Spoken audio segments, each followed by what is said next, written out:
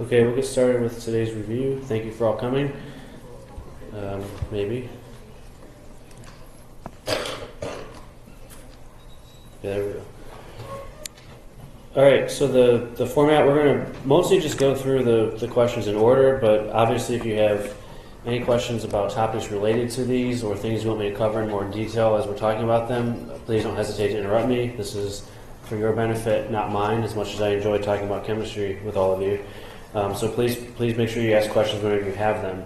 And I'll try to give, in some cases, a little bit more background into the question, because obviously these are only one question on each topic. There's very possibly going to be other ones that are related, so you want to make sure you have a much more broad knowledge of the topics than just what is presented on the one random practice exam. Alright, so we'll start with this first one, dealing with the mass laws. And so it asks, which mass law is demonstrated by the fact that sodium chloride mine in Goderich, Ontario, the largest salt mine in the world, and sodium chloride mine in Kura, Pakistan, at the second largest salt mine, both consist of 39.3% sodium by mass. Alright, so on this one, we give you all the mass laws as choices, and so let's go through those and sort of talk about what they mean, and then pick which one is demonstrated by this observation. Alright, so the first one, A, is the law of conservation of mass, and that one we know is the statement that matter is neither created nor destroyed in a chemical reaction.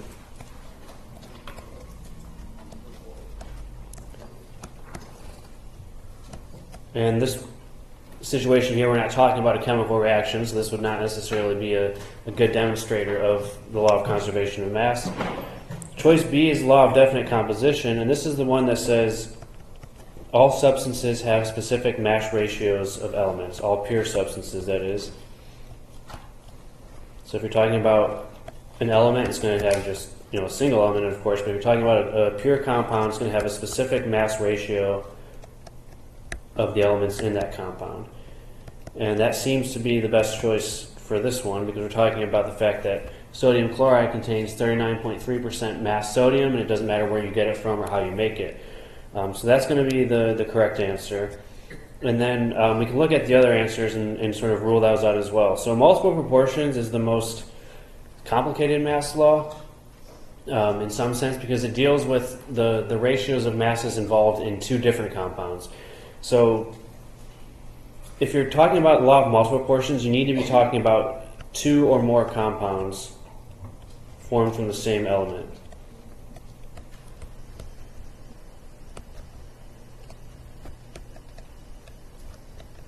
Here we're only talking about one compound, which is sodium chloride.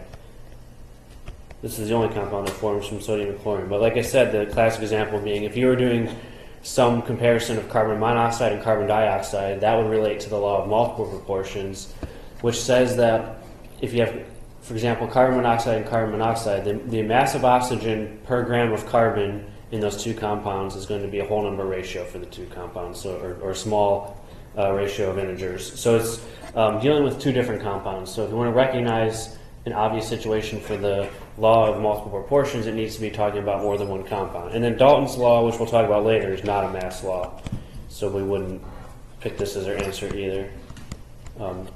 Dalton came up with the atomic theory, which describes the mass laws, but there's not a Dalton's law that has to deal with masses.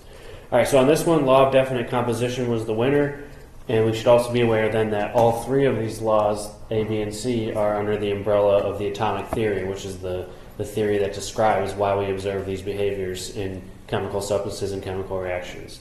Okay, any questions on this question or this topic? All right, we'll keep plugging along then.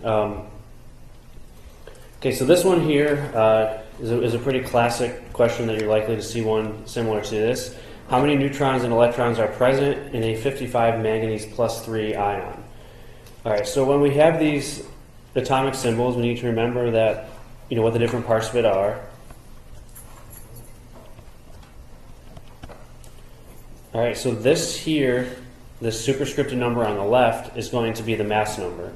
Just remember that this tells you the number of protons plus the number of neutrons. So remember that each atom consists of protons, neutrons, and electrons. Protons have positive charge, electrons have negative charge, and neutrons have no charge. So I can wake you up a little bit and ask you what happens. So a neutron went to a bar and asked the bartender, how much do you charge for cocktails? And the bartender looked at him and said, for you, no charge. Okay, so that's how you can remember that a neutron has no charge. And so those are the three subatomic particles, protons, neutrons, and electrons, and this atomic symbol then allows us to find out how many of each of them there are. So the key one here, which has to be given because for any given element there's going to be multiple isotopes that have different mass numbers, is this one here, which is the sum of the protons and the neutrons. And then this part here is the charge, which if it's a neutral atom you wouldn't see anything there, but in this case we have a +3 charge, which tells us then that we have extra protons, 3 extra protons, because we're having a positive 3 charge. Okay, so then to work through this problem we need to find the number of neutrons and the number of electrons. So if this number here is protons plus neutrons, we first need the number of protons, and this comes from the periodic table. So if we have the atomic symbol Mn for manganese, we can go find it on the periodic table, and then that can tell us how many protons there are. So if we go to our periodic table,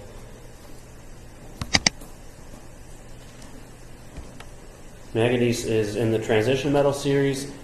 As we've told you, you want to be very familiar with the first 36 elements so you can find them quickly and know which symbol matches which name. So Mn is right here, and it's number 25. So that 25 tells us that there are 25 protons in the nucleus, and it doesn't matter which isotope of manganese we're talking about. It doesn't matter if it's charged or uncharged. That 25 tells us it has to be 25 protons in the nucleus for any ion or isotope of manganese. So there's 25 protons. That comes from the periodic table. And so then we can go through and get the other two, which we're talking about, neutrons and electrons, from that. So the number of neutrons is going to be this mass number, which is 55, and then minus the number of protons.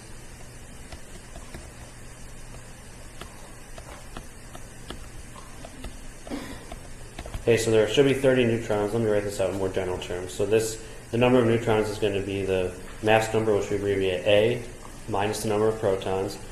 And then in this case, the number of electrons is going to be the number of protons minus the charge,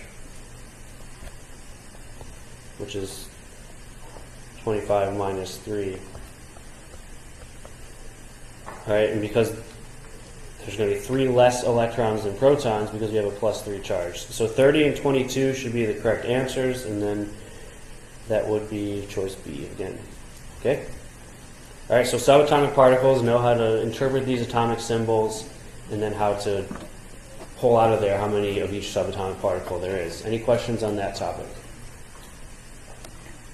All right, yeah, this is one of those topics that should ideally be reviewed for most of you, but again, make sure that we know how to get all of these, protons, neutrons, and electrons. Okay, so then moving on to number 3 is an infrared photon has a wavelength of 1,234 nanometers. What are the energy and frequency of the photon? So we should be familiar with 2 equations related to the properties of electromagnetic radiation, or to photons as we call them also. And so there's 2 properties that we're mainly interested in, or that we're going to be given. One is going to be wavelength, one is going to be frequency, and then from that we can also determine the energy of the photon. So we're interested here in the energy and frequency. So for energy we have this equation here, h times the frequency. And then we also have a relationship between wavelength and frequency, which is lambda times nu equals c. So just to remind you, this little sideways v, which we call a nu, is the frequency. Lambda is wavelength. Those are the 2 main parameters that we use to categorize electromagnetic radiation or photons. And then when we have those 2 parameters are related to this c, which is the speed of light, and then the energy is related to h times the frequency. And then from this, if we take this equation and rearrange it, we can also write an alternative form, which is hc over lambda. All right, so depending on what we give you, sometimes it's more convenient to use h times frequency if we give you the frequency. If we give you the wavelength, then this form of it, hc over lambda, may be the more convenient one to use. But they're both equivalent. And so in this case, we're giving you the wavelength, so we'll use this form of it. H and C are constants, so we don't have to remember what those are, because those are on the periodic table. This is the exact periodic table you'll get on the exam. And you'll see here we have Planck's constant H, and then we have speed of light C is the last one here. So those are both there, so you don't have to remember them, and they'll be there for you. And so we put those in, 6.626 times 10 to the minus 34 joule seconds for H, 3 times 10 to the 8th meters per second for speed of light. Now here's the part where a lot of people mess up or forget a step, is that if we look at the units for our constants, this is in meters per second, so that means our wavelength also has to be in meters. So don't forget to convert your wavelength into meters before you use this equation. There's really only one unit for frequency, which is hertz, but we could also give you megahertz, gigahertz, things like that. But so you need to make sure that you're always in the correct unit with no prefixes on it. So we're given our wavelength in nanometers, so we need to convert this into meters. So it's 1234 nanometers. There's a list of prefixes in the review chapter or in the review notes that I posted on Blackboard but didn't go over in class, and those have all the prefixes you need. So nano is 10 to the 9th. So 1 meter is 10 to the 9th nanometers.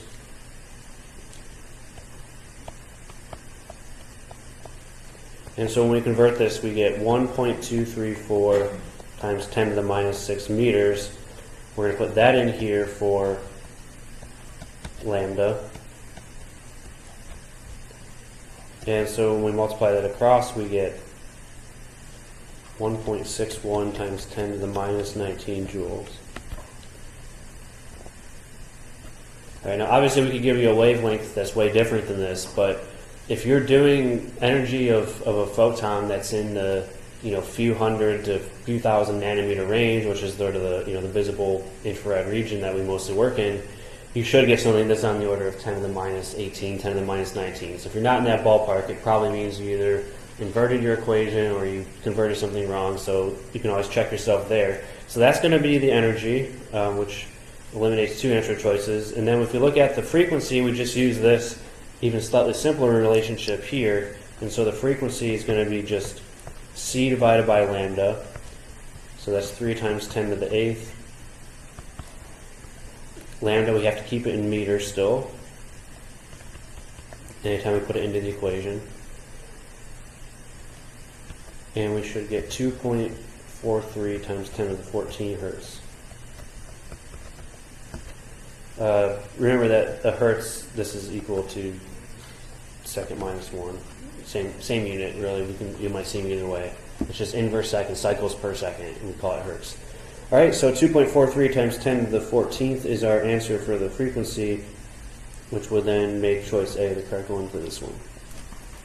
All right, those two equations, only two equations you have to know for electromagnetic radiation photons, and then you can derive a third one from those two, which is something that's more convenient to use. Okay, questions about that? Yeah. Since we're on this topic, what does it mean to be quantized? So what does it mean to be quantized? So quantized means that the energy of anything, and if we're talking about photons specifically, is not continuous. And so we know that the energy of a single photon is h times nu. So if you had a beam of light, which is a whole huge beam of photons, the energy is going to be some multiple of h times nu. It's going to be 1 times h nu, 2 times h nu, 3 times h nu, so on. Now, in reality, the energy of light is almost continuous because a single photon has such a tiny amount of energy, but you can't have any fractional multiple of the photon energy. So that's what it means to be quantized in the context of photons.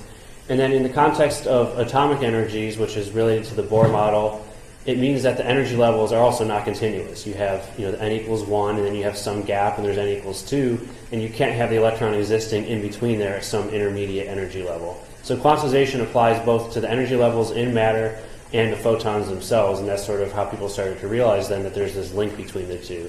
And so that's what quantization means. And we'll talk a little bit more about that on the next problem, and then I'll give you sort of a rundown of the ideas about quantum theory that you guys will want to be familiar with, okay? So this problem also then deals with photon energy and some ideas about quantum mechanics. So this one specifically deals with the photoelectric effect. So this is one of the ideas of the early ideas about quantum mechanics and quantum theory that you want to be familiar with. And again, it's only going to be at a conceptual level. So for most of the stuff related to quantum theory that we talked about, black body radiation, photoelectric effect, we'll give you a whole list here in a second. All those things that we talked about related to quantum theory, you want to know them at a conceptual level, but we're not going to be asking you to do really detailed calculations, really detailed analysis about those. But what the photoelectric effect is, which we're talking about here, so we have a metal surface hafnium, and we hit it with light, and we see that when the light is less than 318 nanometers, it will eject an electron from the surface via the photoelectric effect. What is the threshold energy for hafnium in joules? And so what this refers to is that if we take our metal surface,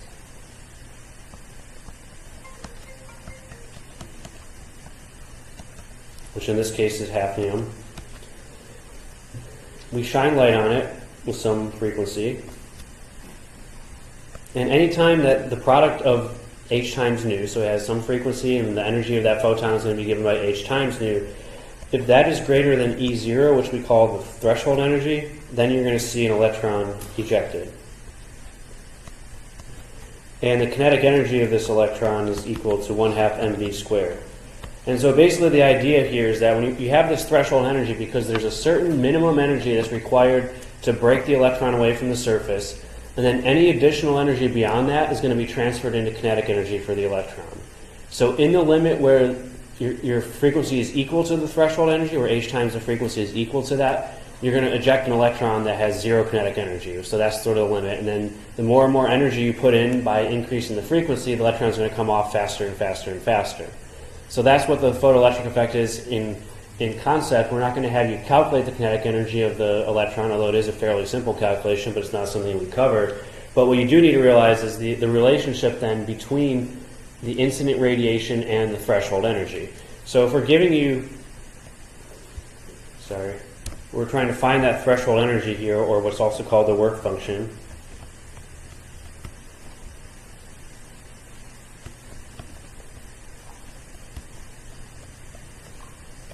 So you want to be familiar with both terms.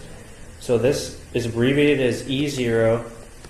It's equal to h times the threshold frequency, nu 0, which is equal to hc over that threshold wavelength, lambda 0. And so since energy is inversely related to wavelength, if the threshold wavelength for hafnium is 318 nanometers, that means that any wavelength less than 318 nanometers will eject an electron. Any wavelength greater than that, nothing will happen at all. So we're just going to then, all this really is a glorious, and it's just an application of this equation. It's just a sort of convoluted way to report that, but it's really the same equation. So E0 is just the energy of that photon, which is the minimum energy required to eject an electron. So we use that same equation, hc over lambda.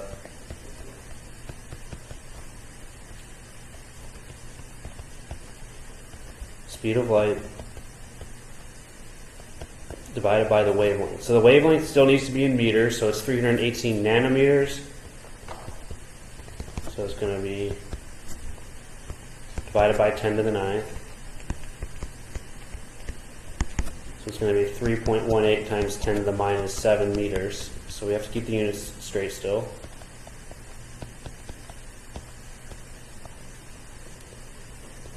And so we get 6.25 times 10 to the minus 19 joules. So that's the minimum photon energy to eject an electron, which is then, of course, related to the wavelength of the photon that would also cause that to happen. Okay? So that's photoelectric effect. Any questions on that one specifically? All right, so what I think will be helpful then is to give you a quick list of the concepts you need to know for quantum mechanics, just to make sure we're familiar with all of them. So let me add a page real quick.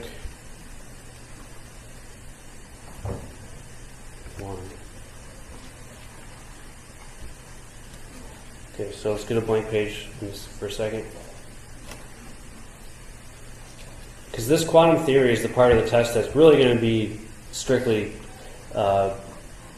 conceptual. I mean, we have those equations for the photon energy that could come into play for some of these, but really, most of these ideas are going to just look at the ideas behind them and the concepts behind them. So, all right, so quantum theory, we have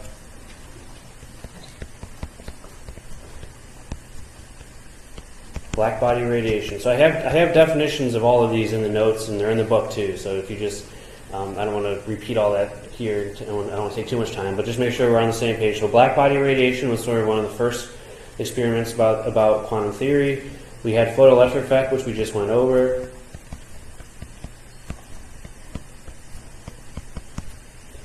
Hope I'm not forgetting any. Photoelectric effect, and then we have some other ones like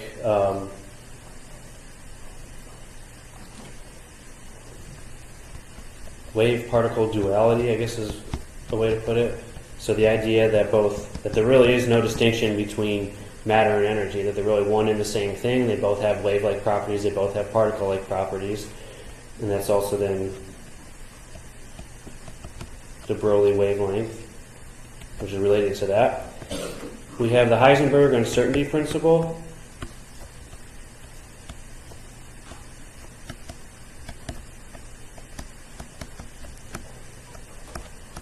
And this is the idea that you cannot precisely know the position and the momentum of a particle at the same time. It specifically applies to really small particles like electrons, where if you know something about its momentum, you can't know exactly where it is. If you know exactly where it is, you have no idea what its momentum or energy is. So if you want to remember Heisenberg uncertainty principle, there's a great joke related to that too. So Heisenberg was driving on the highway and he got pulled over, and the cop asked him, he said, "Do you have any idea how fast you're going?" He said, "Well, no, but I know exactly where I am." And the cop said, "Well, I had you going 80 miles an hour." He said, "Well, thank you, but now I'm completely lost." So that's Heisenberg uncertainty. Might take a while to get that one. It's a little bit high level of a joke, but not many jokes about quantum theory. But anyway, Heisenberg uncertainty, the idea that you can't precisely know the momentum and the position at the same time. And then finally, the last one, of course, is the Schrodinger equation, which is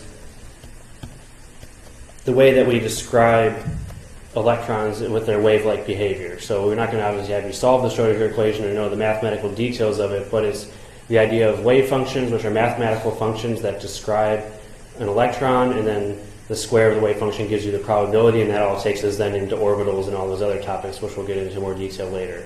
So these are kind of the basics of quantum theory that we introduced, and like I said, if you kind of understand them at a reasonably, at a reasonable level, and can actually conceptual questions about them, that's as far as you'll need to go. So anything you want me to hash over on that before we move on? Nope. Over here.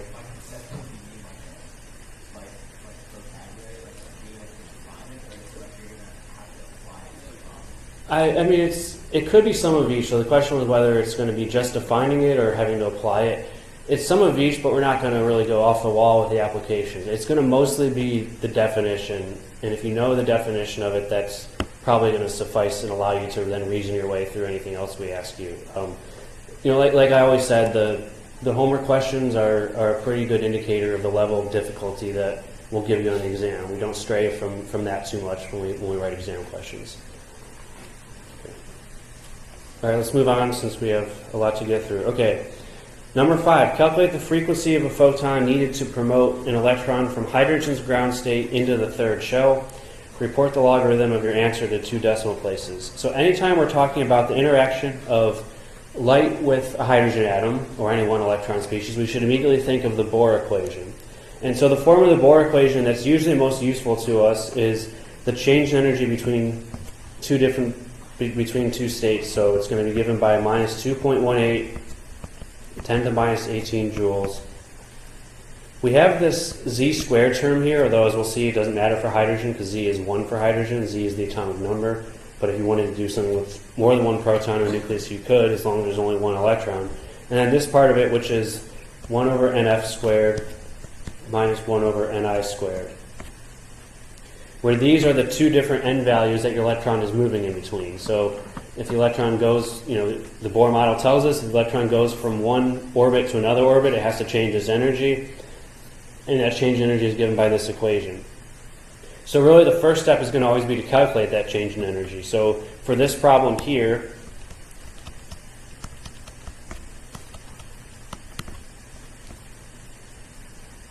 Z for hydrogen is 1, because there's only one proton in the nucleus, so that's just a 1.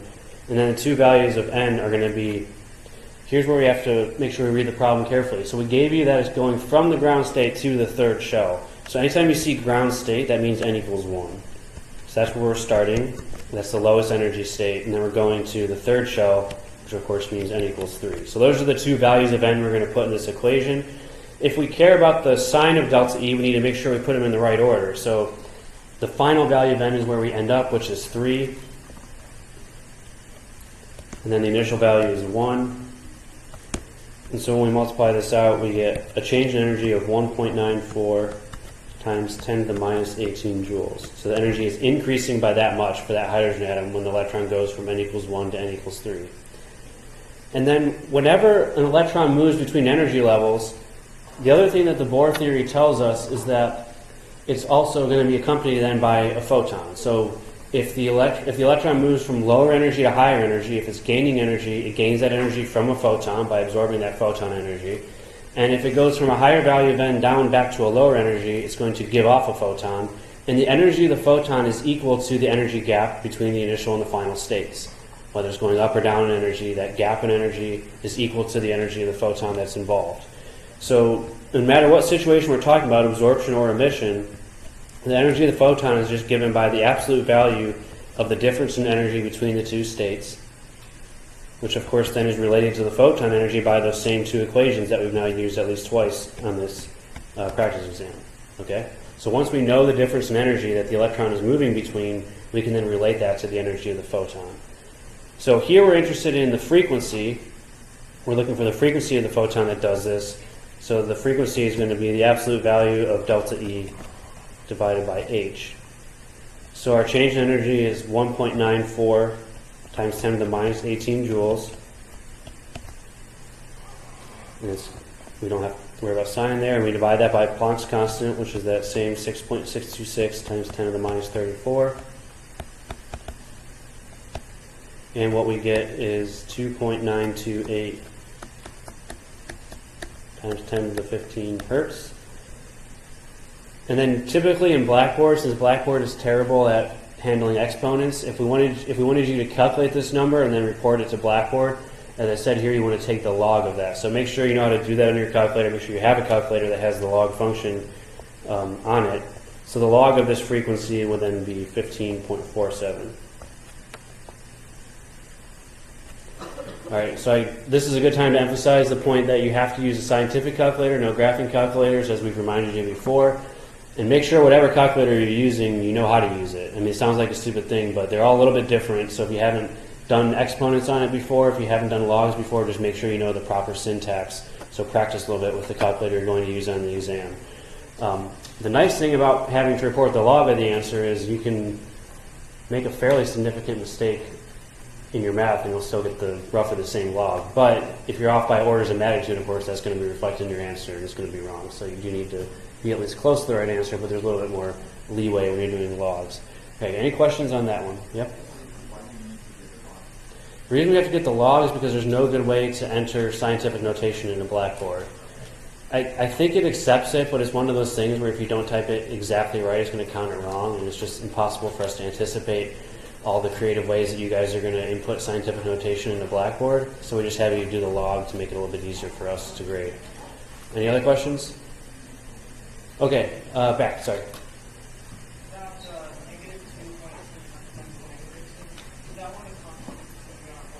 That constant is not on your formula sheet, so that's one you should be familiar with. Some of the problems have that in it. If you say you're doing a problem, here's the equation, but they won't all be like that, so you'll definitely want to remember that number. Thank you for asking. Okay, other questions? All right, number 6. Which of the following is a valid set of quantum numbers for a 4D orbital? Okay, so remember that for the quantum numbers, we have N, L, M sub L, and M sub S. For an orbital, we need to have those first three, N, L, and M sub L. That's going to define a single orbital. So remember that N is equal to 1, 2, 3, 4, and so on. L is equal to 0 all the way to n minus 1. So for a given value of n, you're going to have certain allowed values of L. And then for a given value of L, you're going to have certain allowed values of m sub L, which is minus L, including 0 all the way to plus L. Okay? All the integer values in between, no fractional numbers for any of these. So those are the relationships between the three, and then we want to see which set of three quantum numbers is valid for a 4D orbital. So the 4D part tells us the value of the first two quantum numbers. So if we have 4D, that means n equals 4. So we're talking about an orbital that's in the fourth shell. And then if we have this D part here, remember that those letters correspond to values of L. So L can be 0, 1, 2, or 3 for an n equals 4 species, and these correspond to the letters S, P, D, and F. So if we're talking about 4D, that means L equals 2, which means the allowed values of m sub L are going to be minus 2, minus 1, 0, 1, and 2. So the set of three quantum numbers that we choose needs to have n equals 4, so the first one needs to be 4, which they all are. It needs to have L equals 2, so the second quantum number L needs to be 2. So from that we can eliminate choices C and E, okay, because those don't have L equals 2, which we need to have for a d orbital. And then finally, when we look at the third quantum number, it has to be somewhere between minus 2 and plus 2. So it looks like choice A works out. Choice B, the value of L was 3, so that's too high of m sub L, so that's too high of a number for m sub L. For choice D, it falls in that range. Remember that they have to be integer values. They can't be fractional. So that one's out too. Okay? So 4D tells us the first two quantum numbers, and then the third quantum number is going to be then some value that's within these allowed set of values. Okay, questions on that or on the relationships? Yeah, back here? So you got L equals 2 because we're talking about a 4D orbital. And so whenever you see a number and a letter together, that letter corresponds to the value of L. And so if it's an S orbital, that means L equals 0. If it's a P orbital, that means L equals 1. Here's the D orbital, so L equals 2. So all those letters, S, P, D, and F, correspond to a certain value of L. Yes? How did I get what? M sub L. So m sub L could be any of these possible values here. So if L equals 2, which we determined from the fact that it's a d orbital, m sub L has to be either minus 1, minus 2, 0, 1, and 2. Any of those five could work, and only one of the answer choices has those, which is choice A. So if it had been minus 1, that would be okay. If it was 0, 1, or 2, those would all be valid sets as well for that third quantum number. But only one of the answer choices had an allowed value for m sub L. So it doesn't have to be just minus 2, it can be any of those numbers. Yeah. So the m sub L is any integer value between the negative and positive L? Yes, m sub L is any integer value from minus L to plus L. And each individual orbital has a set of three quantum numbers. So when you have 5 m sub L values, that means there's going to be 5 individual 4D orbitals. And all that differs is their orientation in space. That's what m sub L relates to. Okay? Yep. Mm-hmm.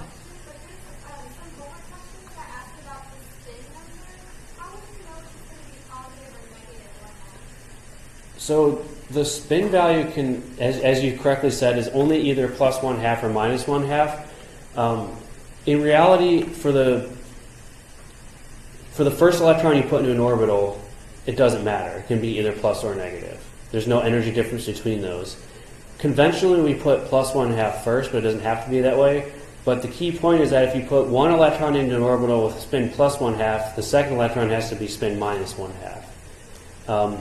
So I'm not sure exactly the type of question we would ask about that, but it can be plus or minus 1/2, and really the first electron that you put in an orbital, it doesn't matter for the very first one. But then remember that we have Hund's rule, which says if you put 2 electrons into a degenerate subshell, they have to have the same m sub s value, either both plus 1/2 or both minus 1/2. But you can kind of arbitrarily choose which one is which. Conventionally, plus 1/2 first, though. Okay, anything else? All right, number 7.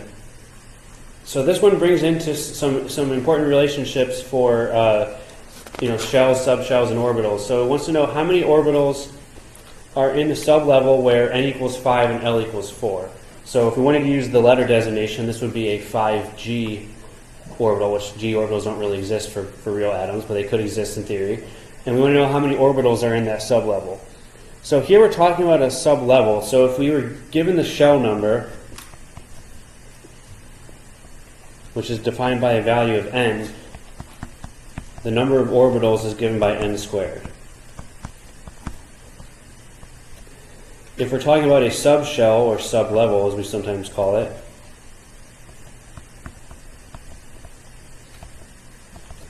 the number of orbitals in that sublevel is given by 2L plus 1, so it just depends on the value of L. Alright, so because we gave you a value of n and L, we're talking about a sublevel, and if we want to know how many orbitals are in that sublevel, we use this relationship 2L plus 1. So for this set of situation, it's going to be 2 times 4 plus 1, which is equal to 9. Alright, so there are 9 distinct orbitals in the n equals 5, L equals 4 sublevel. For n equals 5, there's a total of 25 orbitals, but only 9 of those belong to the L equals 4 sublevel. The other 16 would be in other sublevels. Okay? Now, the longhand way to do this is to write every single possible combination of quantum numbers. And you would see then, for this one it's not too difficult. For L equals 4, you would have the possible m sub L values are minus 4, minus 3, minus 2, minus 1, 0, 1, 2, 3, 4, just like we talked about in the last one. So there are 9 possible values for the third quantum number, which means there are 9 orbitals in that sublevel. But for some of the higher values, especially if you're talking about n, to write out all 25 combinations of quantum numbers if you were given just the value of n is long. So it's helpful to know these relationships, which saves you some time, and you don't have to write out every single combination of quantum numbers for that situation. We had a question over here? Right, if we give you n and L, and we want to know the number of orbitals in that sublevel, you just need to look at the value of L. Yes, exactly. Yep. 2L, whoops, wow. Thank you for pointing out my obvious mistake. 2L plus 1. Yep, does that clarify your confusion, hopefully? Thank you. All right. All right. And then the next problem is very similar to this, so we will take this one now. So this is also a two-part answer. Well, this is a two-part answer. What is the maximum number of electrons allowed in the n equals 5 shell? So we're still n equals 5. And how many of these can reside in the 5F subshell? All right, so we saw that last time the number of orbitals for a given shell was n squared. And we know from the question that was asked earlier that there are 2 allowed values for that fourth quantum number, m sub s, plus 1/2, minus 1/2. So this means there are a maximum of 2 electrons per orbital. So the number of electrons then in a given shell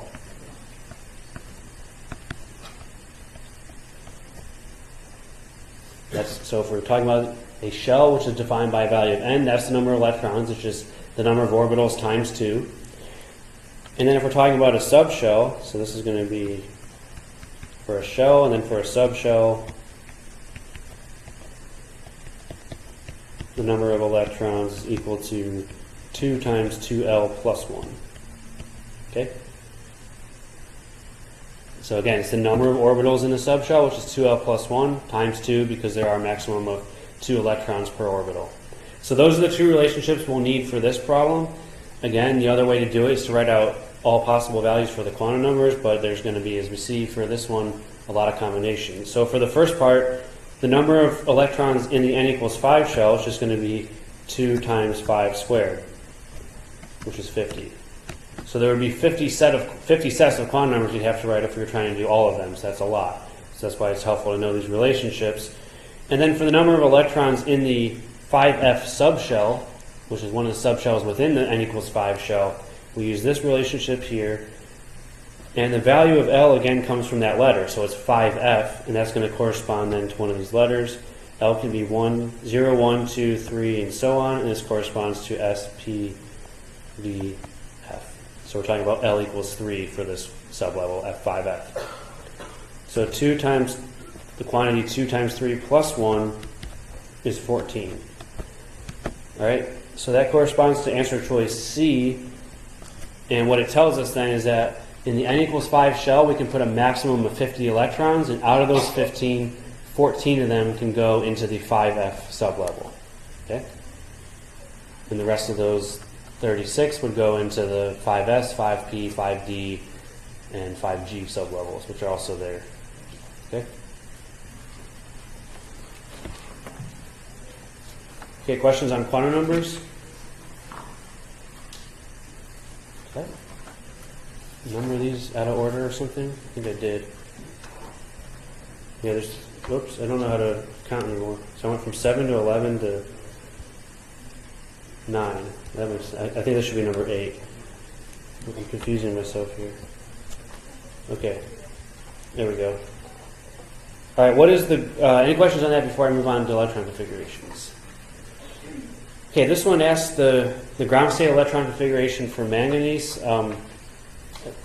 I didn't give you the atomic symbol because I want to remind you that you are responsible for knowing the first 36 symbols. So if I tell you manganese, you need to go to the periodic table and understand which symbol that is. So if we go to the periodic table, we have to find manganese, which is number 25, Mn. We saw it earlier in another context for the subatomic particles question, but we need to know that. So it's atomic number 25 is right here in the periodic table. So if we want to get the electron configuration, remember that the way we do this is called the off-bow principle. We go through all of the subshells in order from lowest to highest, and we just fill the electrons one at a time. Now a shortcut method that is very convenient to use, and I think all of the answer choices have this, is we take first the previous noble gas. So manganese is here, number 25. The noble gas that comes right before that is argon 18. So those first 18 electrons that we're putting into manganese, we can just abbreviate them as argon in brackets. So those are going to be the core. But then from there we need to figure out what other electrons are there to get up to 25 total. So those are the first 18 electrons. We just abbreviate them as argon because we don't necessarily care about all the subshells that are filled there. But now we want to look at the rest of them. So after argon, we come down here to the fourth row of the periodic table. 1, 2, 3, 4. So this is going to be 4s, and we go through 4s subshells, so there's going to be 4s2. So the next subshell that fills is 4s. And then to get to manganese, we have to count over through the D block. This is 3D, so it's going to be 4s and then 3D. This is n minus 1D, 1, 2, 3, 4, 5. So we go to the fifth element in the 3D section of the periodic table, and that's going to be 3D5.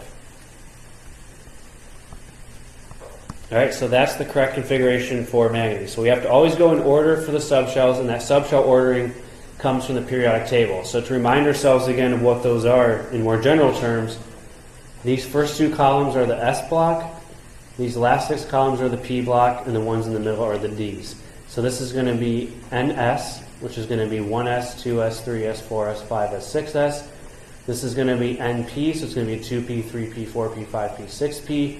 And then remember, these are n minus 1D. So this is the fourth row, which makes it 3D. This is the fifth row, which makes it 4D. This is the sixth row, which makes it 5D. So it's 3D, 4D, 5D for those ones. They're n minus 1. Okay, so those are the blocks of the periodic table. Oh, my PDF crashed. All right, and so we just need to find the answer choice that matches up with this, which is choice A. So if we look at what's wrong with the rest of these answer choices, this one here goes 4s2, 4p5. It has the correct number of electrons, but we skipped the 3d subshell. Remember, the 3d comes before the 4p. So we wouldn't want to fill the 4p first, we want to fill the 3d first. This one here, remember that this here is going to be n minus 1d, not nd, so it has to be 3d, and then here we have, again, this is the fourth period, so it should be 4s. All right, so that's what's wrong with all the rest of those choices if you want to see that. So when you're doing electron configuration problems, my first advice, it didn't really help on this one, but my first advice is just to look at the total number of electrons. Manganese has 25 electrons, so the configuration that we pick should have also 25 electrons in it for it to be correct. So argon is 18, plus 2 plus 5 is a total of 25. So if any of these choices did not have a total of 25 electrons, you could just automatically wipe them out without having to go any more deep into that. But then if they do have the correct number of electrons, you of course also need to then verify that the sublevels are filled in the correct order. and that's where you have to go to the periodic table and arrange these in the correct order. Okay, so questions on electron configurations? Yeah. Can you touch on the exceptions real quick? So the two exceptions for this are going to be chromium, which is argon 4s1 3d5. So you would predict that it's going to be 4s2, that you would fill the 4s before the 3d. But for chromium, we take one of those 4s electrons and bump it up to 3d. Still the right total number of electrons, still 24. But we take one of those and move it up. And then the other one is copper, which is going to be 4s1 3d10. So in these cases, you don't have a completely filled 4s subshell as you would predict from the periodic table.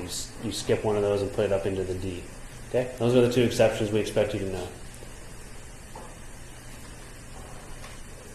All right. Is there an exception for 10 as well? I don't think there's an exception for tin. So now if you look at lists of electron configurations in real textbooks, there are way more exceptions than that. But those are the only two we expect you to know. Tin you would predict is going to be, so tin is right here, Sn, krypton, and then it would be 5s2, 4d10, 5p2. So you still have to fill the 4d before you get to the 5p, but that's not an exception. And if there is an exception, if that's not the real configuration, I don't know off the top of my head, but you wouldn't expect you guys to know that. You would predict that to be exactly what I said. Okay? And just keep crashing on me. All right, any questions on this one? All right, so then the next one is, which of the following orbital diagrams reflects an atom in the ground state? So remember that when we're deriving ground state electron configurations, we did that on some level on the previous problem. Now we're going to look in more detail at the arrangement of the electrons into orbitals. There are three rules we have to follow. So the first one is Aufbau, and that's what the periodic table gives you. That's going to be, you fill them from lowest to highest subshell in order of increasing energy. All right, so the Aufbau principle is the first one that we have to look at. The next one is Hund's rule, which is to maximize the number of unpaired electrons.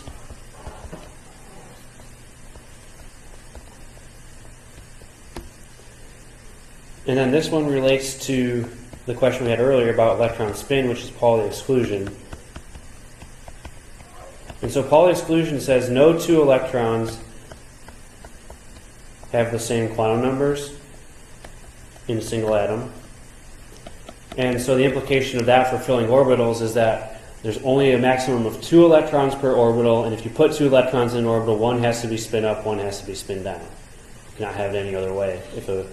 So let's look at these ones and see which of these rules, which one of these follows all the rules, basically. So if you look at choice A, the first thing we're going to look at are the subshells filled in the correct order, and they are, because 1s is completely filled, 2s is completely filled, and then we have a partially filled 2p. So we didn't skip any lower energy subshells, so we followed the Aufbau principle. But if we look at this electron here, this one's going to violate Hund's rule. Okay, because if we're putting 2 electrons into the same subshell in degenerate orbitals, we have to put them first with the same spin. So this electron to follow Hund's rule would have to be up instead of down. So, or alternatively, this one would have to be down instead of up. But the two need to be the same for us to follow Hund's rule. If we look at choice B here, we have our 1s filled, but then if you look at 2s, it's only partially filled, and we also have electrons in 2p. So basically this one, we've skipped one of the available positions in the 2s subshell, so this is going to violate the Aufbau principle, where we've started filling a higher energy subshell before we completely filled the lower energy one. So Aufbau principle tells us you have to completely fill the lower energy subshells before moving on to anything higher in energy. The next one here, choice C, looks okay. So we have filled 1s and filled 2s, each with 2 electrons, spin up, spin down. And if we look at 2p, it has 2 electrons in degenerate orbitals, and they have the same spin. Now, as I said, conventionally we fill them, spin up first, second, and third, but it doesn't matter how we arrange them. So this one is going to be okay, because as long as the 2 electrons are in 2 different orbitals with the same spin, anything that follows that's going to work. So they could both be spin up in the first and second orbital. They could both be spin up in the first and third. They could both be spin up in the second and third. Or they could be both spin down in any of those combinations. As long as they're the same spin in two separate orbitals, that's a valid way of writing the ground state. Okay, so that one works. And if we look at the last one here, we fill the subshells in the correct order, but this one also violates Hund's rule, because this second electron here should go into a separate orbital with the same spin as the first electron. So the first and the last one violate Hund's rule, this one violates Aufbau, and this is the only one that follows all three. All right, so any questions on those ideas? Yep. So for those exceptions that you brought up, for chromium, chromium, right? Yes. Copper, it's okay if they violate the Aufbau? Yeah, these are the two that do violate Aufbau. And the reason for that is, Aufbau tells us that we need to fill the subshells from lowest energy to highest energy, but the 4s and the 3d are really close to each other. So you're not really, and there's other energy gains that are associated with pairing these electrons in 3D, so it violates Aufbau, you're right, but it still is the lowest energy configuration. Yep. So, do you have to know why that's not allowed? So, because of what you're using on the, do you have to know that? So, for example, like in this question, I would recognize that it's C, but I wouldn't have no clue why. It's probably good to have some understanding of that, and if, know these three rules and know then, which features these different diagrams have to follow those three rules. I think that is a good thing you should be familiar with. In the back? Are these notes going to be available online? Yes. The notes will be posted online, and the video will be posted on YouTube. Notes on Blackboard, video on YouTube. All right. All right. So number 11 now is talking about classification of elements. So we want to know which of the following shows the correct classification and the expected monoatomic ion charge for the given element. All right, so number 1 says potassium, main group metal, and +2. So we have to find potassium on the periodic table and see if that's the correct classification. So if we look at potassium K, it's over here. So these are part of the main group metals. So remember that the main group metals are these first two columns of the periodic table, and then we have a few over here in the P block that are to the left of that imaginary staircase. So this column here, aluminum, gallium, indium, thallium, and then tin and lead, antimony, bismuth, polonium. Those are all main group metals as well in the P block, but all of these first two columns are considered main group metals. So the classification for potassium is correct, but if you look at the expected charge, potassium is only one electron away from the nearest noble gas, so potassium is expected to form a +1 charged ion, as are all of the elements in this first row of the periodic table, specifically lithium on down. So for this first answer choice, the classification is correct, but the charge is wrong. So this one is incorrect. And then if we look at the next ones, aluminum, main group metal, and +3. Okay, so aluminum is over here. It's in the main group, and it is a metal because it's to the left of the staircase and is not one of those 6 metalloids. So aluminum is a main group metal, and then the charge being +3. This is not the most obvious one, but aluminum has, if it wants to get to a noble gas configuration, it can either lose 3 electrons to get the configuration of neon, or it can gain 5 electrons. Since it's a metal, it wants to lose electrons, and so aluminum does lose those 3 electrons to form a +3 charge. So this is one of the ions that's not in the first 2 columns that you should be familiar with, aluminum +3. So that answer choice looks like it works out okay. And then selenium, non-metal -2 is the other one. So selenium is Se, atomic number 34.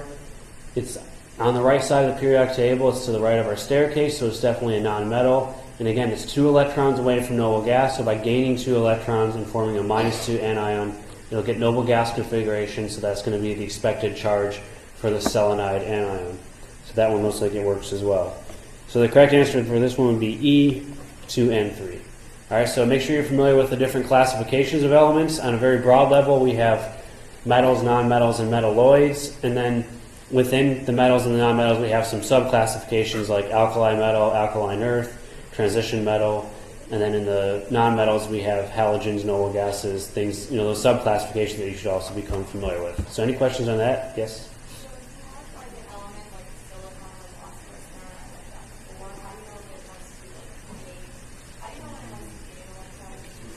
So typically the nonmetals want to gain electrons and the metals want to lose electrons. So if you know that it's a nonmetal or a metal, then you can predict it from that. The ones that are, the metalloids, which are on that staircase, they're the ones that can kind of go either way. They have both metal and nonmetal behavior, which is why we call them metalloids. So the 6 metalloids you should be familiar with, and these are in the notes also: boron, silicon, germanium, arsenic, antimony, polonium. Tellurium is the last one. So 1, 2, 3, 4, 5, 6, right along the diagonal of that staircase. Right? And so those 6 elements can possibly form cations or anions depending on the type of compound that they're in, so that they're kind of in the mix there. All right, other questions? Okay. And then back to, I think the number is correct now. So number 12. Which atom or ion has the largest radius? All right, so for these ones, we're comparing atoms and ions. So we have a periodic trend for neutral atoms, which is that it increases as the radius increases as you go down, and the radius increases as you go right to left on the periodic table. But remember, that only applies to neutral atoms. So we're talking about ions, we have to consider, where are those electrons being added to, and keep in mind that anytime we add electrons, even if it's just one single electron, the radius gets way bigger. Okay, so if we're comparing, here Cl and Cl minus. Cl minus is about twice as big as Cl. It's only one additional electron, but those electron-electron repulsions are strong, and it really causes the radius to expand. So if we want to compare these, often for these types of problems, it's easier to do, two comparisons, just compare 2 species at a time, not try to look at all 4 of them together. So if we compare some obvious ones, we're looking for the largest radius. So if we compare oxygen to oxygen 2 minus, anytime we add electrons to an atom, it becomes bigger. So O2 minus is definitely bigger than, so that's going to be our biggest one so far. If we compare oxygen to chlorine, I'm not circle that yet, it'll confuse people if they think that's the right answer. If we compare oxygen to chlorine, we look at the periodic table. Oxygen and chlorine are 2 separate rows. So chlorine's to the right of oxygen, but it's farther down. And again, as you go down the periodic table and add more subshells, the radius gets way, way bigger. So anything, especially if they're both on the right side of the periodic table, if you're comparing oxygen to anything that's in the row below it, you'd expect that to be bigger. So chlorine is definitely bigger than oxygen, so that's another comparison that could help us. If we compare O2 minus to neutral chlorine, this one's not a very easy prediction.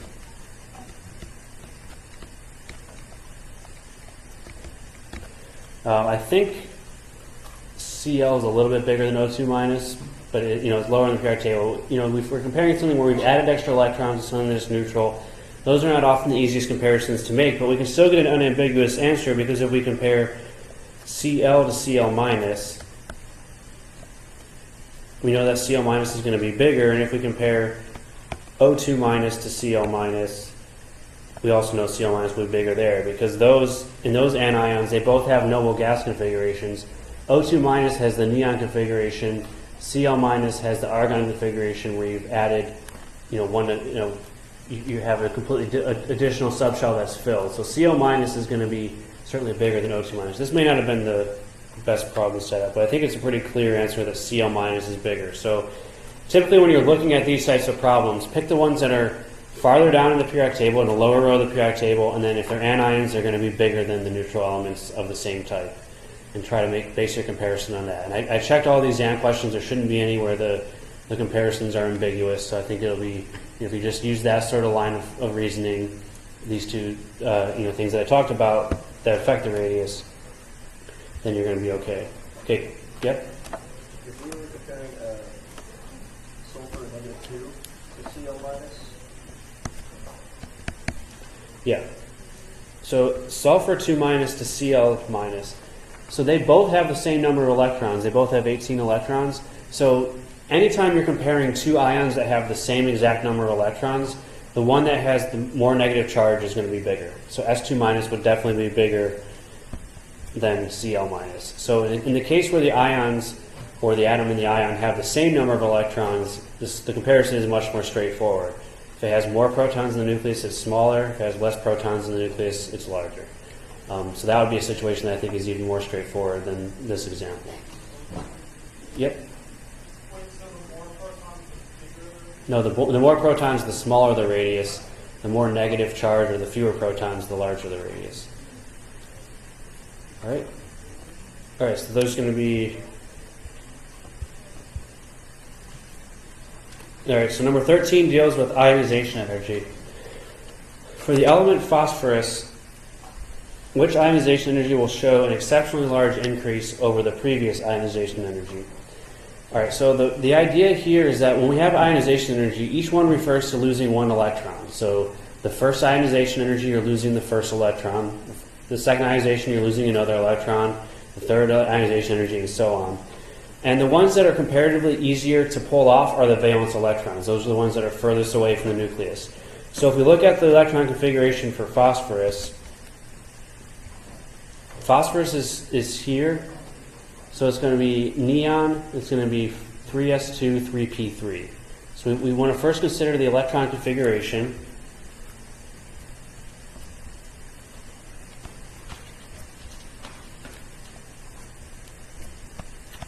Or even if we didn't write the full configuration, realize that because it's in group 5A, it has 5 valence electrons. So remember that for main group elements, the valence electrons are the outermost s and p electrons. So phosphorus has 5 valence electrons, which means removing the first 5 is comparatively easy. So if we look at the ionization energies going across,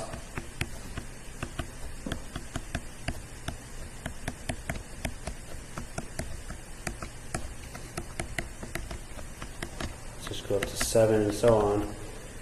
These first 5 ionization energies, IE1 through IE5, those represent the loss of valence electrons. Now they are going to get progressively bigger. So the second ionization energy is going to be a little bit bigger than the first. The third is going to be bigger than the second, and so on. They do get bigger as we go from IE1 to IE5. But here, when we've removed all of the valence electrons and start removing the core electrons, that's when we see a huge spike in the ionization energy. So that means which ionization energy will show an exceptionally large increase over the previous. That's going to be the 6th ionization energy, where that's where you start removing those core electrons. So the inner electrons, those ones that fall into that noble gas configuration, those are the ones that are extremely difficult to remove. The outer electrons are comparatively easier. All right, so this one dealt with successive ionization energies. Any questions on that?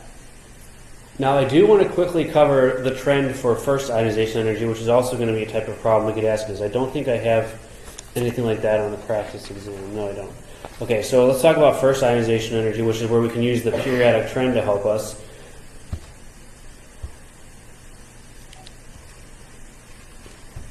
All right, so for first ionization energy,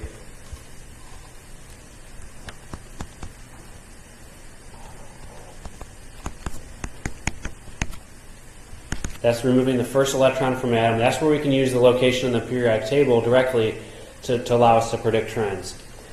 Now the trend is that it increases as you go bottom to top, but then if we want to think about the trend as you go left to right, there are some breaks in the trend.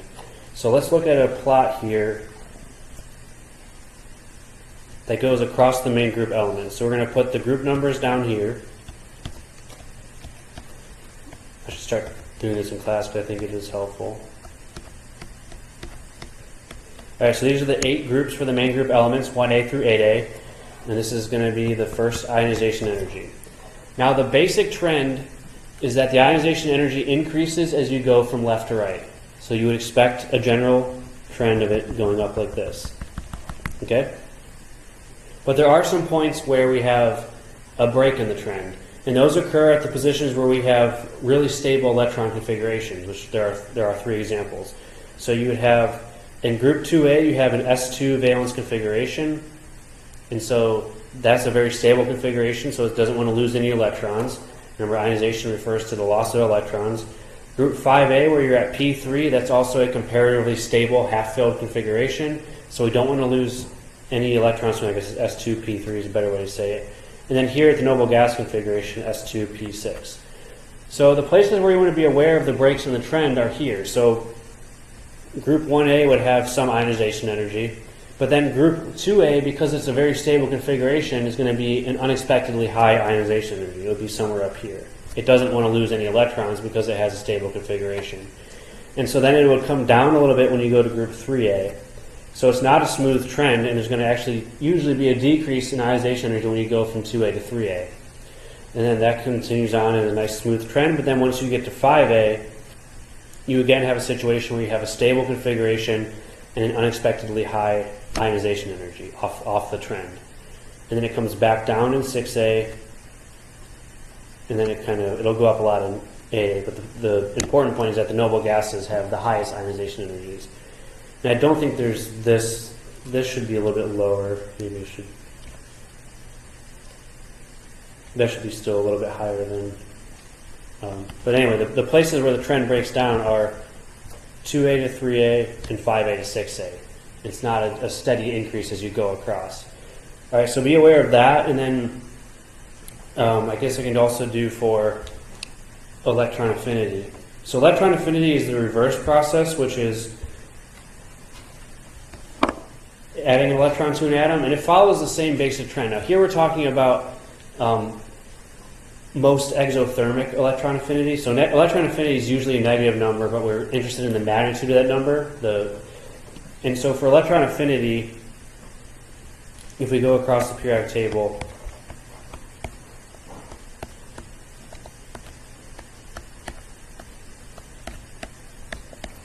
here I'm sort of plotting the absolute value. It's a negative number usually.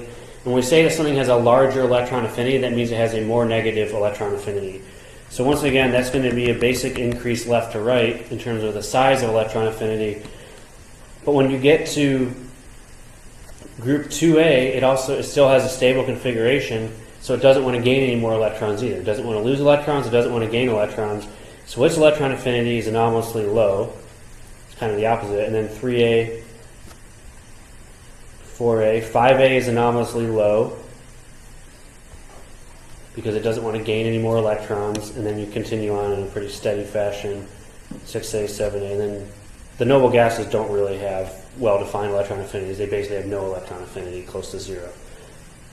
But again, as you move across the main group elements, be aware that there's these blips in the trend where when you get to a really stable configuration, they don't want to lose any electrons, so they have a higher ionization energy than you expect, and they don't want to gain any electrons, so they have a lower electron affinity than you would expect.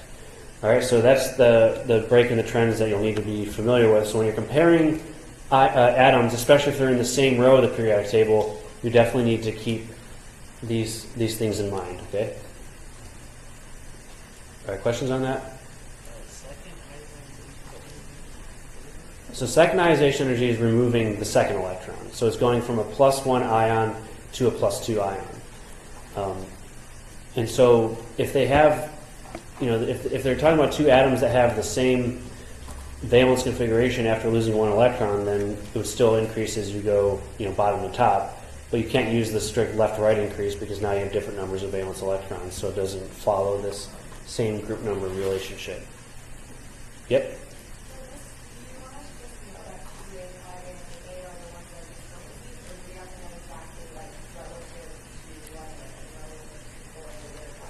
No, I think just know that that's where the trend breaks down. I don't think there's any, maybe in electron affinity there is, but I don't think in ionization energy there's any place where, for example, this one's higher than this one, but I don't think it's also higher than this one. I don't think it's that much of a discontinuity. Electron affinity it might be, but for ionization energy anyway. So we just want you to know that that's where the break in the trend is. We don't have to, memorize all the values, obviously. Yeah. So would the most exothermic one be the noble gas, or would it be 2A? It would be 7A, most exothermic. So let me make that clear.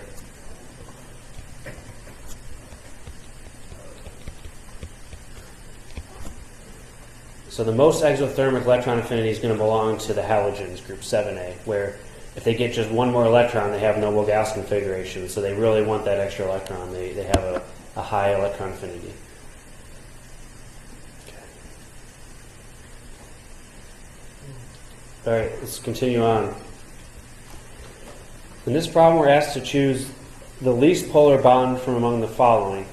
And so remember that this comes from the difference in electronegativity. So we're looking for the smallest difference in electronegativity. And electronegativity has the same trend as ionization energy. It increases as you go up and to the right. But it's a pretty smooth trend. There's not really any major exceptions you need to be aware of. So unlike ionization energy, we don't have to worry about those breaks in the trend. So if we look at the first two bonds here, carbon-oxygen and carbon-chlorine, so we don't have to memorize all of the electronegativities, but it is helpful to kind of know them a little bit. So fluorine is the highest, oxygen is the second highest, and one thing that's helpful to know is that all of, because sometimes you're comparing, carbon and bromine, for example. All of the halogens, F, Cl, and Br, are higher than carbon except for iodine, which is exactly the same. So all of these carbon-halogen bonds are going to be polar except for carbon-iodine. So if we're comparing carbon-oxygen to carbon-chlorine, carbon is the least electronegative atom in both of these cases. So it's going to have the delta plus, and the other atom is going to be delta minus. Because oxygen is more electronegative than chlorine, this is going to be a more polar bond. So this has a stronger pull of the electrons towards it, so you have a more polar carbon-oxygen versus carbon-chlorine. We're looking for least polar, so far it's carbon-chlorine. So then if we take that carbon-chlorine, which is our least polar bond from this first pair, and compare it to carbon-fluorine, again, these are all polarized in the same way. Fluorine is the most electronegative atom, so it's going to give us the most polar carbon-halogen bond. And then finally, if we compare carbon-chlorine to silicon-chlorine, we know that this is polarized delta plus, delta minus. Here the common atom is the chlorine. So if we're looking for the biggest difference in electronegativity, we want to look for the one that has the biggest difference between those. We have to look at where silicon is. So silicon is below carbon in the periodic table, so silicon should have a smaller electronegativity. Alright, so silicon is a smaller electronegativity, which means it's going to have a more polarized bond. And so this is still our winner, our least polar bond, CCl. Alright, so you want to, the best way to compare these bonds is to look at bonds that have one atom in common. And so if carbon and silicon are both partially positive, and the chlorine is partially negative, the one that has the bigger difference is going to be the one where this positive side has a smaller electronegativity. So look at the numbers here, which again, you don't have to memorize these. Carbon, chlorine, the electronegativities are 2.4 and 3.0. So the difference is 0.6. If we look at silicon and chlorine, chlorine still has an electronegativity of 3.0, but silicon has a smaller electronegativity than carbon, 1.8. So then the difference is going to be larger. So silicon-chlorine bond is more polarized than carbon-chlorine. Another way to think about this, which sometimes you run into some ambiguity here. If you're looking for the most polar bond, you want the ones that are furthest apart in the periodic table from bottom left to top right. And so that's going to give you the more polar bond. So carbon and chlorine, though, they're kind of far apart, so maybe that comparison is not as easy. But that's a situation where you're going to get the smallest polarity. Okay? Any questions on that? Yeah, over here.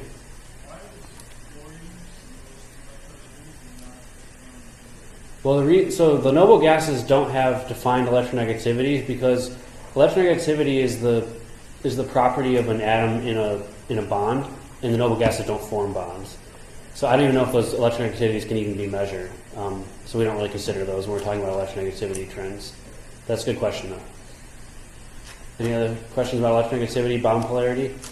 So remember, you're going to have a polar bond anytime the electronegativities are different, and the bigger the difference in electronegativity, the bigger the polarity. So you want to look for something that's further on the left is a small electronegativity, bonding that's something further on the right, which is a large one, that gives you a more polar bond. Okay, moving on then to number 15. Predict the formula of the compound that forms when calcium and chlorine react. All right, so in this case we need to think about the types of elements that they are. So anytime we combine a metal with a nonmetal, so calcium is in group 2A. So we go to the periodic table and find it.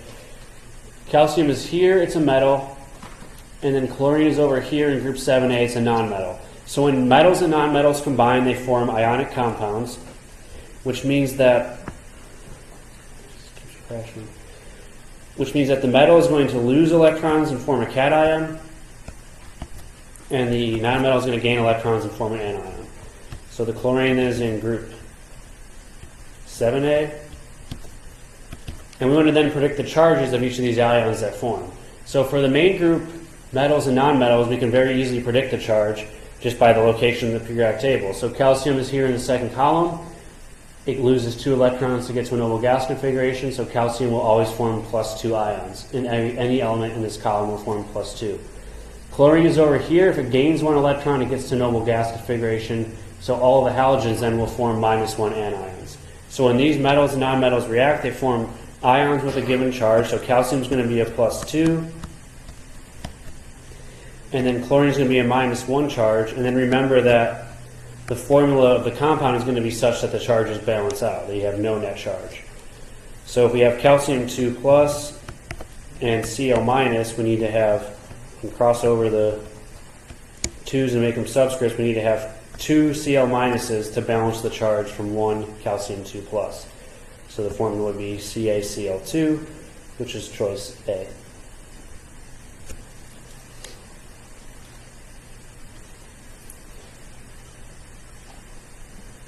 Okay, questions on simple binary ionic compounds, how we name them, how we figure out their formula, anything like that. All right, so the next one also deals with nomenclature. In this one we're talking about both binary compounds and polyatomic ions. So you obviously need to put some effort into learning the polyatomic ions, mostly anions that are in those tables in the books and the notes. So let's look at which of these pairs is incorrect. All right, so the first one, strontium carbonate.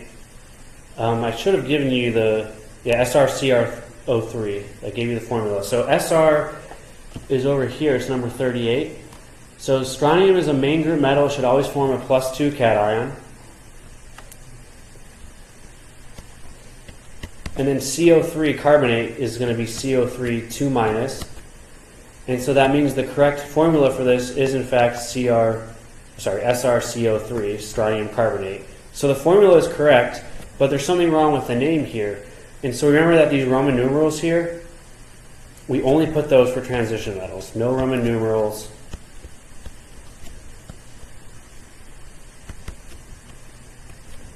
For main group metals.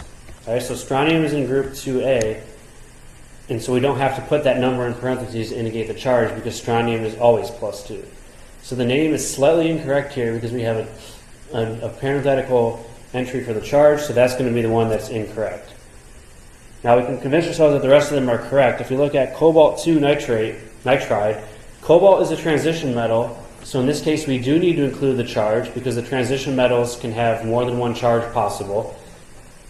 So cobalt-2+ is going to pair with nitride. Nitrogen is in group 5A, so the anion that it forms would be 3-.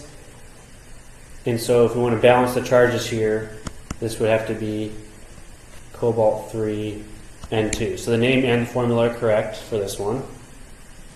Calcium phosphate, nothing wrong with the name. Let's see if there's anything wrong with the formula. So we have calcium 2+ paired with PO4 3-. We have to remember the charges of all our anions. And to make a neutral compound for this, we would need 3 calciums and 2 phosphates to balance the charge. So that works out. That's the correct formula. Zinc sulfide. This is one where this is one of the extra cations we have to know. So zinc will always form 2+ cations, and we don't have, even though it's in the transition metals, we don't have to indicate its charge because that's the only cation that it forms. So zinc forms 2+. We don't need anything in parentheses. Sulfur is 2-, and so those would then form a compound ZnS. And then potassium and chlorite. The name looks okay. It's K+. ClO2- is the correct formula for chlorite, and those would give you then the formula KClO2. So when you're checking the formulas for ionic compounds, make sure the charge is balanced. And then for the names, you need to include parentheses when you have transition metals, and you leave the parentheses out for the ions that are either in the main group or for the that only form one different charge. Okay, questions? Yeah.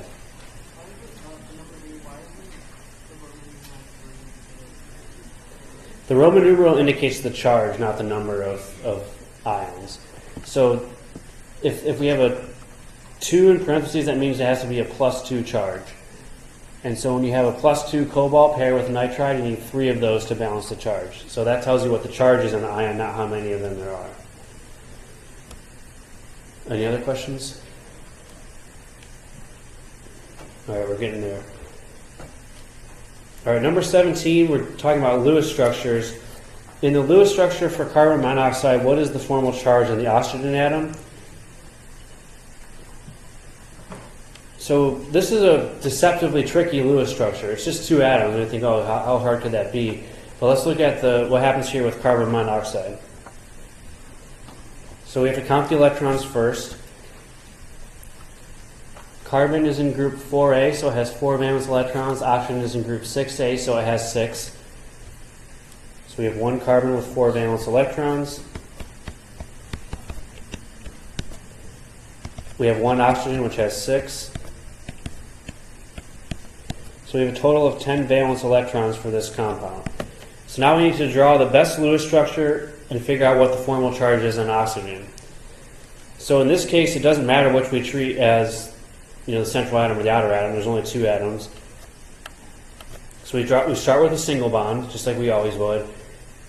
And now we have to start completing octets. In reality, you could go in either order. You could complete the octet of carbon first, oxygen first. By convention, we complete the octets of the more electronegative atom first. So that's going to be oxygen. So that's 8 of our electrons on oxygen. We only have 2 more to put on carbon as lone pairs. Now remember that our first goal when doing Lewis structures is to first obey the octet rule. And this structure clearly does not, because we have our oxygen has an octet, but our carbon only has 4 valence electrons around it. 2 from the bond, and then 2 as a non-bonding pair. So if our carbon only has 4 electrons, we need to add 2 more bonds. We can't just add them in because we've used all our electrons. So to draw the best Lewis structure for CO, we need to take 2 of these lone pairs off of oxygen and make them into another bond.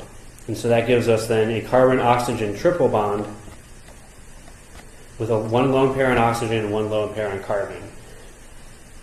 So that's the first thing you want to look at. If your compound does not obey the octet rule, you need to then start drawing extra bonds. And you take off lone pairs from the atoms that have their complete octets and make them into shared electron pairs, such that this carbon now would have 8 electrons on it. So if we look at the octet rule now, each of them has 3 bonds, so that's 6 electrons. Each of them has another lone pair, so each has a total of 8 electrons. So we've now satisfied the octet rule, so let's calculate the formal charges. So we can do it for both of them. We really only need it for oxygen. So carbon has 4 valence electrons. In this structure, it has 3 bonds. So we subtract 3, and then it also has 2 non-bonding electrons. So carbon has a -1 formal charge in this molecule. And then for oxygen, it has 6 valence electrons as an atom. It has 3 bonds, and it has 1 lone pair or 2 non-bonding electrons. So it has a +1 formal charge. So this is one of those rare situations where you have a neutral molecule, carbon monoxide, but you cannot help by having formal charges in the molecule, because there's no other way to complete the octet rule without having formal charges. All right, so the formal charge on oxygen for this one is +1. There's no way to rearrange the electrons and make it have 0 formal charge and still have a complete octet everywhere. All right, so that's a fairly simple Lewis structure, but a deceptively difficult one in some respects, because we do have to draw this double bond, and we wind up with this strange situation of having a positive formal charge on oxygen, which we almost never see, and negative formal charge on carbon, which we also almost never see. But it is the best way to do it for this one. Yep? Well, -1 + 1 is 0. So this is the formal charge just on oxygen that we asked you for. I calculated the formal charge for both, which should add to be 0 because it's a neutral molecule. And then the answer that you want is the charge just on oxygen. Question? Yeah?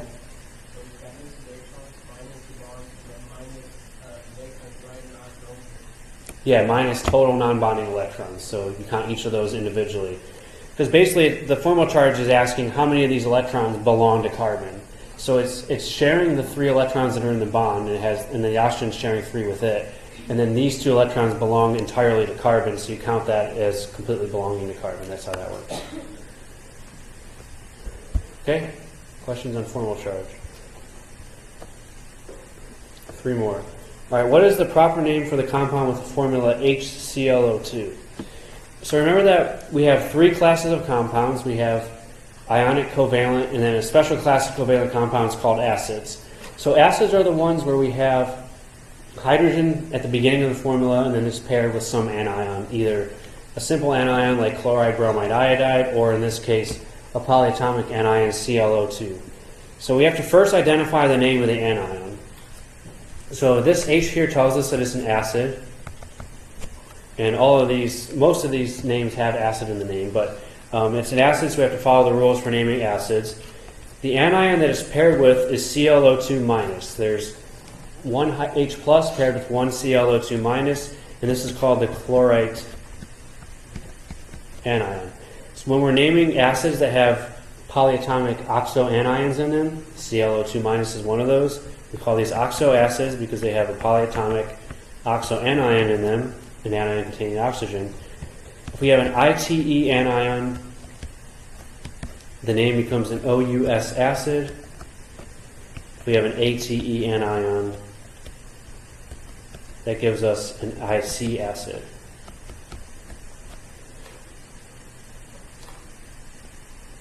And then when we have oxoacids, there's going to be no prefix.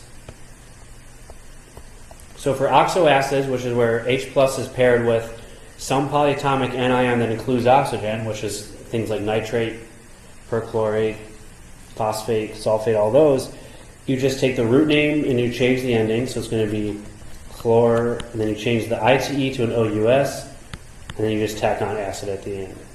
So the correct answer is B. So A has the wrong ending. It should be OUS instead of IC. And then for choice C, remember we don't put a prefix in these types of acids. And then choice D and E are not named as acids, but if you have a hydrogen at the beginning of the formula, it should be named as an acid. All right, acid nomenclature won't be a huge thing on this test, but there could be some places where it does come up. And we'll talk more about acids later on. So it's something good to learn now. Yep. So the prefix is only for binary acids, which is hydrogen with just one other element. So hydrochloric, hydrobromic. If it's an oxoacid where it's hydrogen with a polyatomic anion, you don't put the prefix on it. Okay. All right, let's move on then to number 19. All right, this is one of those problems where you have to estimate the delta E using bond strength data. So the first thing we have to be able to do in this problem is make sure that we have some idea of the Lewis structures of these because we need to know the bond order. When we're using bond strengths, the bond strength depends on whether it's a single, double, or a triple bond. So for oxygen here, I gave you the values for carbon-oxygen single bond, carbon-oxygen double bond, carbon-oxygen triple bond. So we need to know what each of these are in these compounds since we didn't draw the molecules out explicitly. So I'm not going to go through this in a lot of detail because we're already running low on time here, but we have to first keep in mind the Lewis structures for all of these. So for the first one, COCl2, if we draw the Lewis structure for that, we get a double bond between carbon and oxygen. We can put the lone pairs in if we want, but it doesn't really matter for this problem. So we have to make sure that we use the correct carbon-oxygen double bond value. Water is pretty simple. It's just HOH. And then we're going to go and we're going to form CO2. So the Lewis structure for CO2, which we've probably drawn before, has 2 carbon-oxygen double bonds. Again, we need to make sure we have the bond order correct. And then we have 2 HCl, which of course, because it's hydrogen, is just a single bond.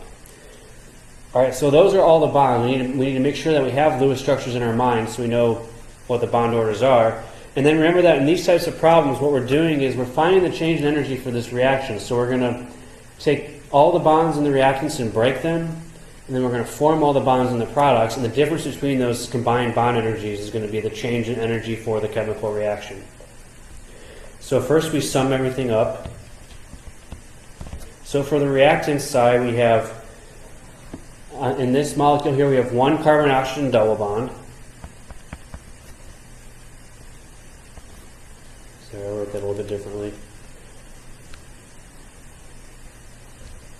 1 C double bond O, and so we need to take that value here. So C double bond O has a bond energy of 745.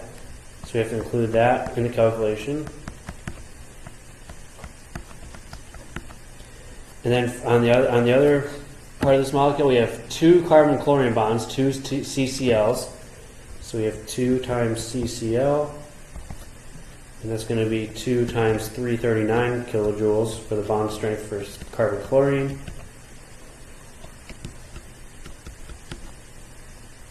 And then we also have in water here 2 OH bonds, HO, HO. So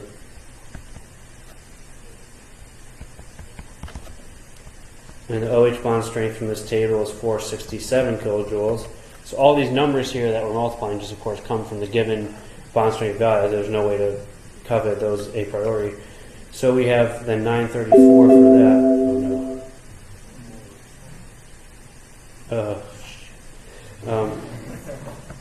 I think we'll finish, as long as I can save this in time. All right, so we add those up, we get 2357 kilojoules for the reactants, and then for the products. On the product side, we have CO2, which has 2 carbon-oxygen double bonds, so we have to add those in.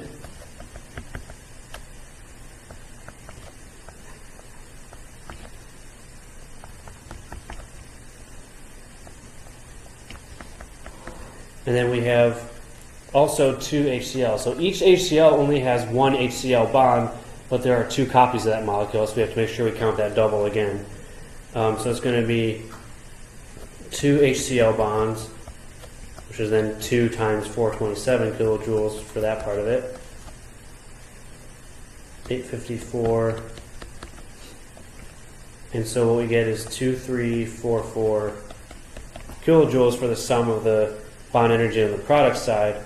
And then so finally, to get delta E, remember that it's the sum of the bond energy of the reactants minus products.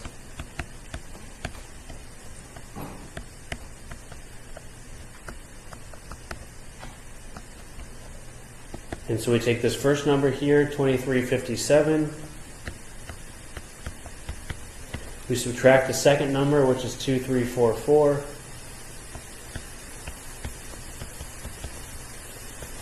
And we get plus 13 kilojoules. Now, of course, if you were entering this answer in Blackboard, you wouldn't put units or signs on it. You would just put 13 as the question asks. All right, so for these types of problems, where we give you a bunch of bond energies, you just need to take the sum of the bond energies in the reactants, sum of the bond energies in the products, and subtract the two. And in some cases, it's going to be important to draw out Lewis structures to make sure you have the bond orders correct. All right, I'm going to table questions for a second and get through this last one and make sure that I don't lose the video, and then I can take questions at the end after this last one. So we'll skip questions for now. What's that? Oh, well, that's very nice. I'm going to try to get through this because we're running late anyway, but thank you. I should bring mine next time. Semper Paratus, right? Okay, so number 20, which of the following is the most important resonance contributor to the structure of the chlorate anion? Chlorate is ClO3 minus. It has 26 valence electrons.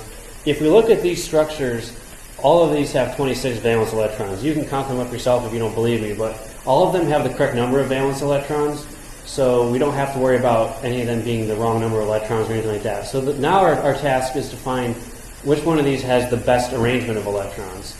And for that, we look at octet rule and formal charge. So none of them violate the octet rule. None of them have deficient octets. So this one has exactly 8 electrons on all the atoms. The rest of them have more than 8 electrons on the central atom, but chlorine is in the third row of the periodic table, so we can expand this octet. So it is possible to have more than 8 electrons in all of these. So what we can do then is just look at formal charge to figure out which one of these is the best structure. So if we look at the first structure A, the oxygen is going to have 0 formal charge. It has 6 valence electrons, 2 bonds, 4 non-bonding electrons. And then the chlorine is going to have 7 valence electrons. It has 6 total bonds. Remember, each of these bonds counts as 1. So 1, 2, 3, 4, 5, 6. 3 double bonds. 2 electrons. So in this one, we only have a -1 formal charge on chlorine. 7%. We're doing okay. For the second one, I like to live on the edge, I guess.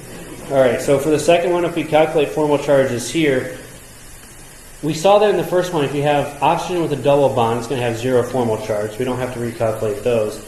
In this case, then, we have one oxygen that has a single bond, so that's going to be 6 minus 1 bond minus 6 electrons is minus 1. And then here, the chlorine is going to be neutral, 0, because it has 7 valence electrons minus 1, 2, 3, 4, 5 bonds minus 2 non-bonding. So 0 formal charge on chlorine. So the only difference between these two is where the negative formal charge is. Here it's on chlorine, here it's on oxygen. And if you look at the other ones, this one has 2 singly bonded oxygens, so it has 2 minus 1 formal charges. And now it has a plus 1 on chlorine. And then the last one here, you have 3 negative 1 formal charges on each of the oxygens. Anytime oxygen has a single bond and 6 lone pair electrons, it's going to have a minus 1 formal charge. And that leaves then a plus 2 charge on the chlorine to balance out the overall negative 1 charge. So the two goals here are to minimize the number of formal charges. So choices A and B both do that. They only have 1 formal charge in the entire molecule, and they avoid any of these high plus 2 charges. But then the next question is, where does the negative 1 formal charge go? And I think we talked about this one in class. When you have a choice for where to put your negative formal charge, it should always go in the more electronegative atom, which is typically going to be the outer atom, in this case oxygen. So this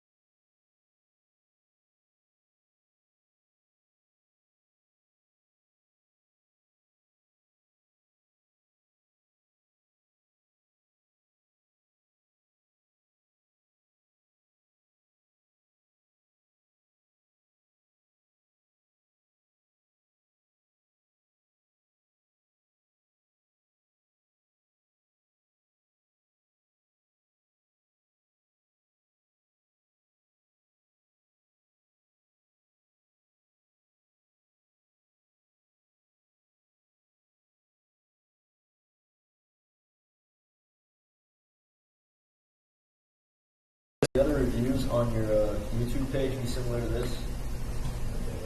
All right, I don't think we lost anything. Will the other reviews be similar to that? Oh, so from last year?